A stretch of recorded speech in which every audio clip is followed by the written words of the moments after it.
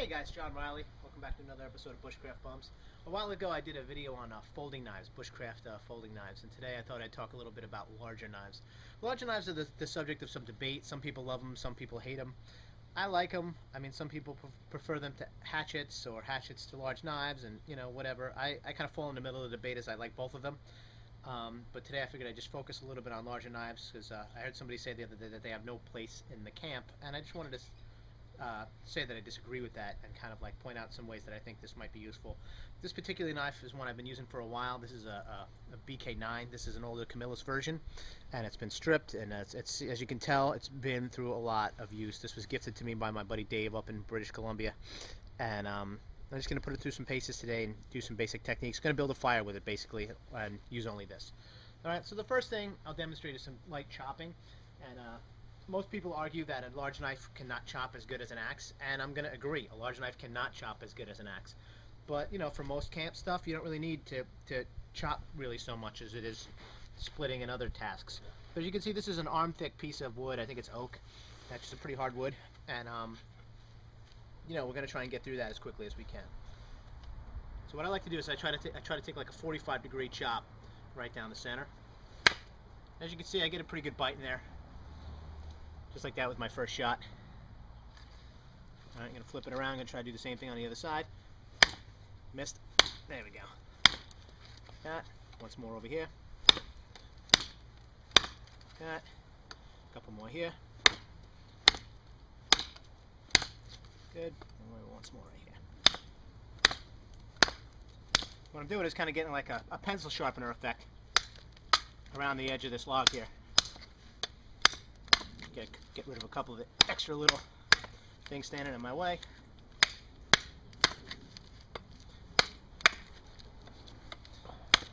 At this point with a hatchet, I probably would have already been through this.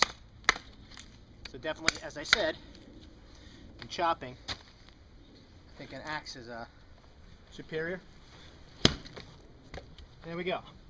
Through it though. Made it through with a little ingenuity. I mean, obviously I could stay there for hours and chop.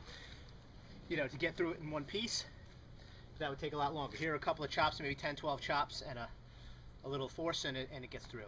Another way to chop is to take kind of a ring finger grip around there and use a whippy motion using the point of the knife.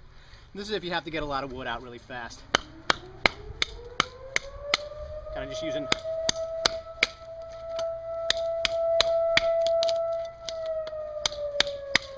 as you can see, just ripping shavings right out of there. And it's just getting a nice whippy motion using your wrist. So not so bad also. So that's the first stage I'm going to be using. Is I'm going to be splitting, chopping down some wood to start this fire. And the next thing I'm going to be doing is doing some splitting. So I'll tune you back in a minute. Alright, so it was just showing, you know, while not as effective as an axe for chopping, a large knife can be an effective chopper for most camp tasks. And as everybody knows, the place where a large knife shines for me is in terms of splitting.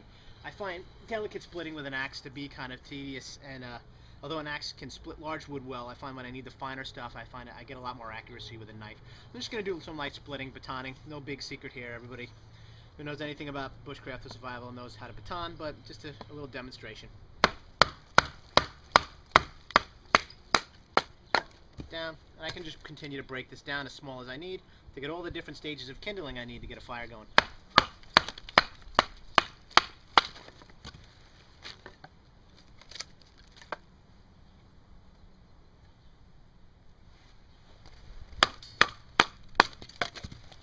And we'll just keep taking this down smaller and smaller and smaller. At this point I don't even need a baton really. Take this down to the different stages of kindling that I need. Alright, we'll tune you back in a minute for the next part. Alright, so we did some chopping, we did a little bit of splitting. Now here's where people get vexed, is in terms of the fine carving. And a big knife is very well capable of doing fine work as well, depending on what you're doing. And something I like to do, or just going to show right now, is a little bit of fine carving in terms of making some feather sticks using a large knife. You can see you're getting some good curls if the knife is sharp. It's all about having control. And these are the great things that are going to transition your infant flame to the point where the kindling will catch some nice fine curls. I like just to take the angle of the stick and cut down very controlled and gently, and get some nice fine curls in there. And you know, anybody can see, the more curls you get means the better of a feather stick it is. I'm getting some good curls there. Not as much as I would get maybe with a nice Scandi ground Mora knife or something, but considering it's already split and chopped a bunch of wood already, not too bad overall. Alright, so that's some fine feather stick type material that'll transition the infinite flame over to the kindling. I'll tune you in for the next phase. Alright, so we got some feather sticks, we got some fine kindling, we got some heavy split wood, we got some chop wood. Now we're gonna make some fine fuzzies to take our initial spark, our tinder bed there, tinder pile. I'm just holding the blade basically at a 90-degree angle to the wood and scraping. And this is you know, particularly bandery type of wood, which is why I selected it. But you know, you work with what you're given, and you know, this does dull the knife a little bit, so prepare to do some stropping when you're done. But there you go, it's a nice good bit of tinder that'll take a spark from a ferro rod easily, or you build it up, it'll nurture coal from a bow drill or flint and steel or anything else you want to do.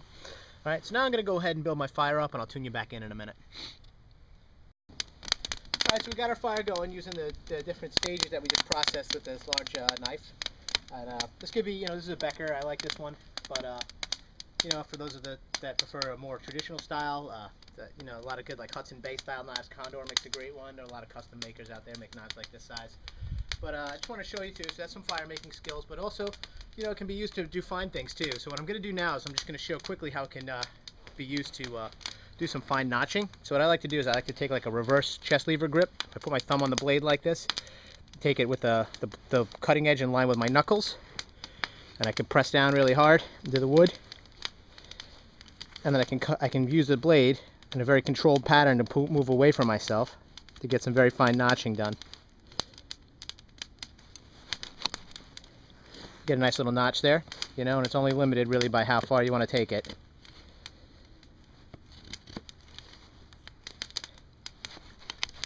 Again, it's not going to be as great at carving as, say, like a carving knife, like a Mora or a Swiss Army knife. But for a do-all thing, you get a nice notch there. So what I'm going to do now is I'm going to turn off the camera, and I'm going to use this knife and this piece of wood to construct a deadfall, just to show you how effective a notcher it can be as well. Alright, so we got our deadfall set now, and it's not the greatest deadfall I made by any stretch of the imagination, but it's functional. Done all with that large knife. So just an example of how a large knife can have use around the camp, from trap making to fire building to notching. Useful in a lot of different ways. So that's our large knife.